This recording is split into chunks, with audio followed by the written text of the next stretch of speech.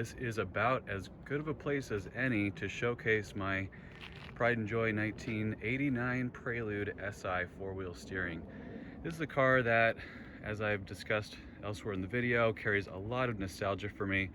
It's my fifth third-gen Prelude that I've owned in my driving career, and probably the cleanest, to be honest. I picked this car up locally here in Phoenix, although most of its history was held in Wisconsin. It was a one-owner car up until its original owner passed away in 2019, and then later on the family saw fit to find the car a new home.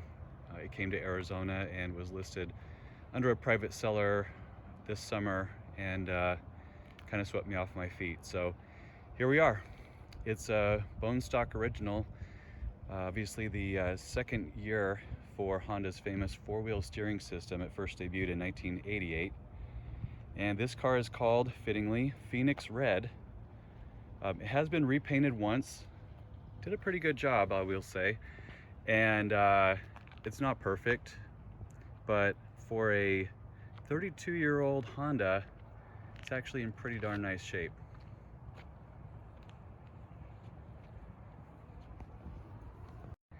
I do love the interiors on these. This car has really plush seats, cloth with the stripe pattern in it. It's a 5-speed manual, 2-liter SI.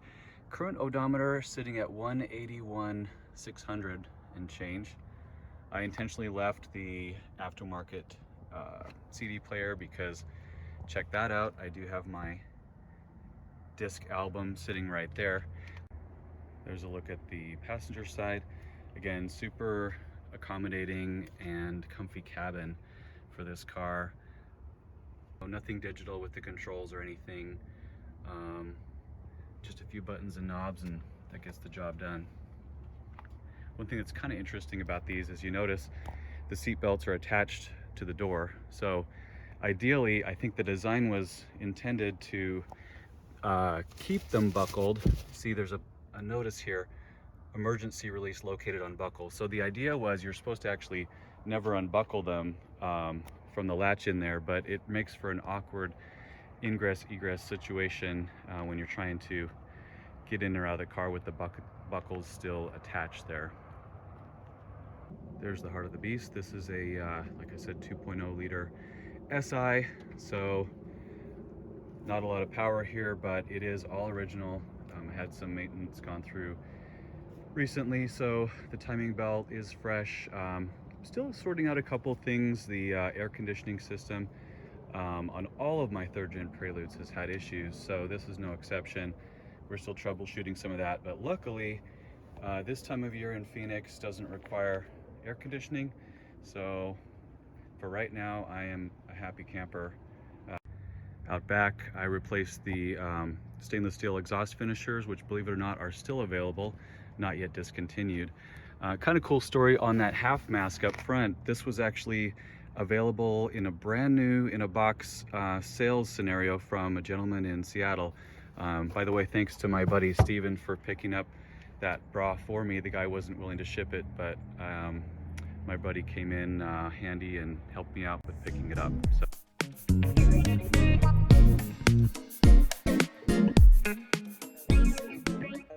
My Prelude story really has to start with this car. This was a 1989 SI that I owned beginning in 1998. I was a junior in high school, and that was sort of my pride and joy at the time. So fast forward, 23 years, and here I am still playing with the same car. Now that Honda logo that's in my showcase here is off of that actual car. I saw the car years later in a junkyard. It had been hit, and I saved the back emblem. The key there as well is an actual ignition key to that Prelude, which unfortunately the car obviously is long gone, but the memories clearly live on. So pivoting over here, I did get a hold of the factory 88 anyway, service manual. The dealer that the car was sold new at in Wisconsin was cool enough to send me an actual plate frame in case I ever wanted to showcase that. I got a hold of every year brochure for the third generation Prelude. So we're looking at 88, 89, That's the full line brochure with all the models. This one is Prelude specific with one of my favorite pictures here. And guess what? I had that picture done up in a framed version here. That's 89. The car went through a mid-cycle refresh in 91 with some slight changes to cosmetics. You notice here the front marker lamps are a little bit different on the 90-91. And then obviously the last year, 1991. So then we go to my brochure, my binder rather. So, you know, this is nothing new to my subscribers. I've kept one of these for every car in the collection. And one of the coolest things about this car is its history. I contacted the original owner's widow. Her name was Tina, and she's still in Wisconsin, and she wrote back to me. I sent her a snail mail letter with some pictures of the car. It's so great to see that car restored. I drove it to work for many years, but it was stored in the winters. It was a delight to drive. And how fun is that? I don't know, you know, her background or age or anything like that, but I thought that was a cool piece of memorabilia to preserve with the car.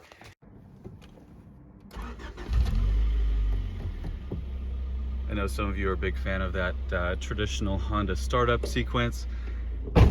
That sound is very, very characteristic for the era and fun to listen to. This little treasure chest, I don't know if I've shown to the channel yet. I have a few of these, but back in the day, pre-digital camera, pre-cell phone camera, I used to take my 35mm film and have it printed up at Walmart or the 1 Hour Photo Counter or whatever and save them. So that's the car in all its glory or lack thereof. That was my high school Pimp My Ride. 17-inch wheels, chrome wheels, blacked out marker lamps. Anyway, when you're 17, that's kind of the cool thing to do. The car started out as a pretty original stock 89. I added those split 5-spoke Optima polished aluminum wheels right off the bat, and things kind of escalated from there. That was after window tint. Again, the dates here correspond to really 21 years ago. Looks like this section is December 1999. I had added some Optima wheels, or actually these were Eagle wheels. You can see I had my little exhaust on it by then. More thick fog lights. I had extra sets of fog lights inset in the grille. Did some pictures with my friend Josh and his modified Civic Coupe. Anyway, I had so much fun with that car for those couple of years. I added this Wings West spoiler to it. You can see the rear quarter windows had a HondaPrelude.com emblem or decal. That was the first forum I ever really got active with. That spoiler was kind of obnoxious. But then toward the end, this is the sad part. So I sold the car to a kid in my hometown, and not long later it was totaled. So that was the end of that car. And you didn't see that picture. That was me speeding. Hey, there's my buddy Chris in Baltimore. He's probably going to be watching this. We've been Honda Prelude friends since the late 90s when all this happened.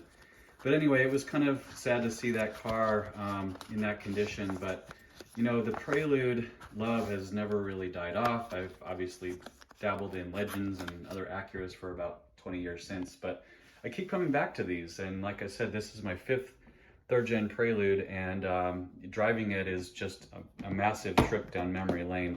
Really, really a good time.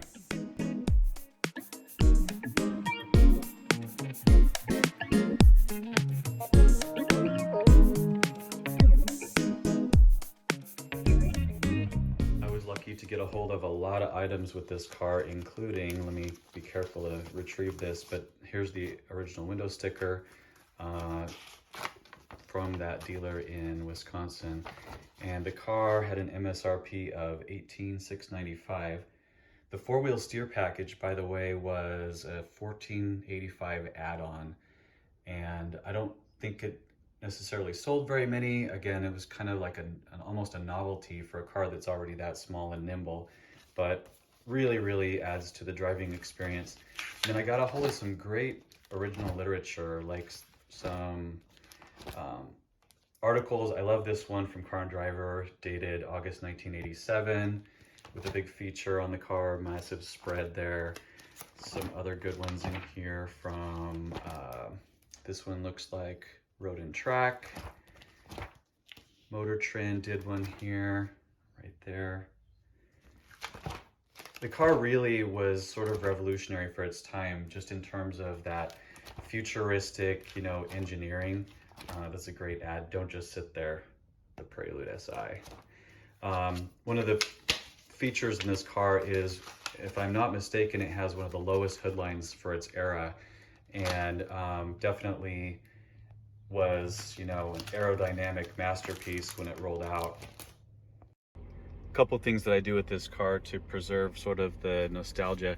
I do carry around, that's the plate I had in high school on my '89 Si back in the late 90s. And then obviously, like I said, there is my disc album. Do y'all remember the days? Maybe I'm way older than most of you, but back when you could download songs via Napster, which didn't last long, I made something like 30 different burned CDs. See, the date on this is October 2000. And held on to this stuff for a couple decades since, and I just throw these in on occasion to really make the memories come alive in this car.